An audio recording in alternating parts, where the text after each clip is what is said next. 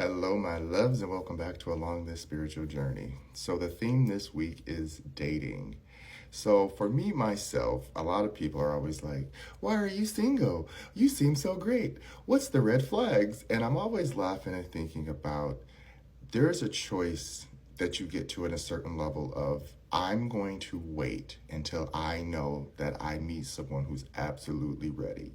And regardless of how it looks on the outside, that I'm single for such a long time, or I'm not dating, or it seems like something's wrong, let people think that there's something wrong. That's going to scare away the people you don't want around. I promise you. The people who genuinely are interested in dating understand, and I would say this, when you meet a secure partner is someone who is not without fault.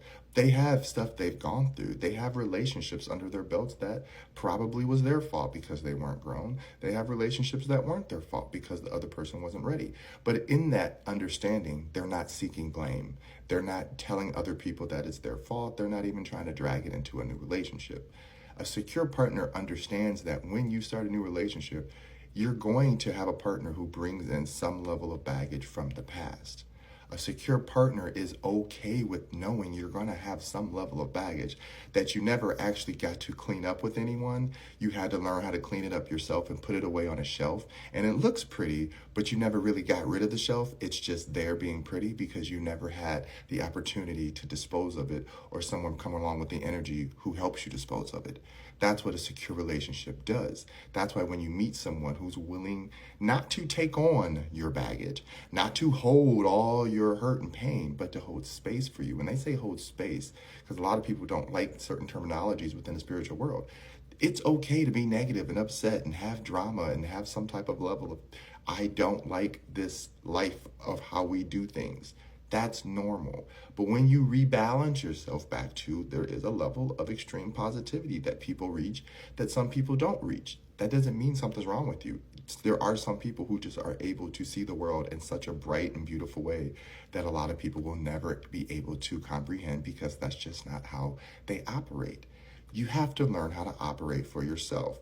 So if you go into any relationship and you see that somebody is not running away because you have boundaries and you're afraid and you don't know what to expect, but you're not blaming them and putting all your issues on them, that person will hold space for you.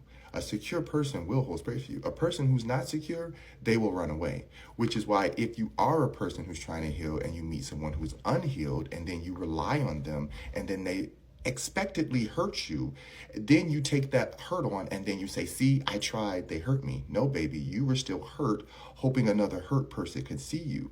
This is why it's important to clear that from your dating process. It's okay to go into a situation, a new relationship thinking, I was hurt, but I'm not going to blame this person for that hurt. I'm going to see what they do. Even if down to the most minuscule thing, oh my God, their backstory of how they're close to their mom sounds the same. Their backstory of how they grew up sounds the same as my other ex that didn't work out. It sounds like the same story. Those are indicators of past life entanglements that are trying to come back and fix it with you this life. That's the spiritual part. You can choose to engage in a spiritual journey. This is why we talk about twin flame, soulmate, all that stuff. If you see a replication of energy that keeps coming back into your life over and over and over, that is a past life relationship. It can be soulmate or twin flame. It doesn't mean that it was good. It doesn't mean that it was bad. It just means in a past life, you had this relationship with this person. It ended for some reason, and now in this new avatar, you get to decide if you want to entertain that relationship. That is what spiritual dating is about.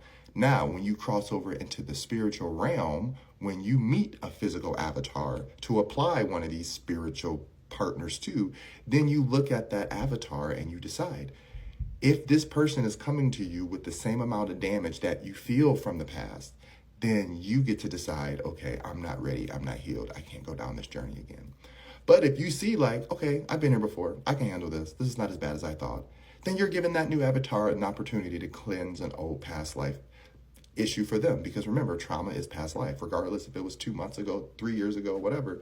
If you are able to hold space for that person to then clear space and make a new assumption of their own self and how they approach the world of dating, that gives them the opportunity to refresh and rebirth and say, okay, not all are the same. Not every situation will be the same. Even if you repeated that situation 110 times and on the 111th time you got it, that's the point. Accuracy is about learning how to get the most myopic point. Just hit it. You know what I mean? If it wasn't about that, then any situation, any encounter would become the most romantic opportunities, because that's how it happens. But there is patterns to getting to know people and dating in the spiritual world if you're at this level. If you're not, and it's just in a regular world and you're still dealing with emotional stuff, that means that you have to understand that it is not your job to bring your trauma from your past and pile it all on a new person's plate to see if you can break them. A lot of people do this thing where they're like, I want to see if they can handle me. That means you're trying to break them because you see that they have a level of peace that you have yet attained. And because you don't trust this peace, because somebody else has learned how to manipulate what peace looks like, you now are trying to break anybody who seems peaceful versus people who come to you chaotic. This is where you see people running right back to their exes, running right back to the bad boy, the bad girl. You see them running right towards the chaos because they're like, it's hot, it's sexy. Why not? Because you know that you're not ready for that level of sensuality. Remember, sensuality is a game. And once you get to a level that you are, everyone wants you physically, sexually, this and that, and you upkeep this persona, then it is a game. And you do know that certain people will have to come in with the same amount of confidence to be able to hold space for you. But if you're just a regular schmegular, ain't nothing wrong with that. If you're out here just dating people based on how, hey, they make me happy, they seem cool, they seem chill, let them into my life. I don't have to worry about the outside world. I can take on a little bit of trauma, not because it's mine, but I can hold space for them. Then let that person be that secure partner for you. Same thing if you are a high maintenance person who loves attention and all this, don't try to go out of your way to be overly social and overly in the limelight. Let that person know that you're going to make time for them. Because if you make time for them, then they'll be secure enough to know, like, I can hold space for them. If they don't see you making time for them, then they're going to run away too. This is the part of people, and you see the balance.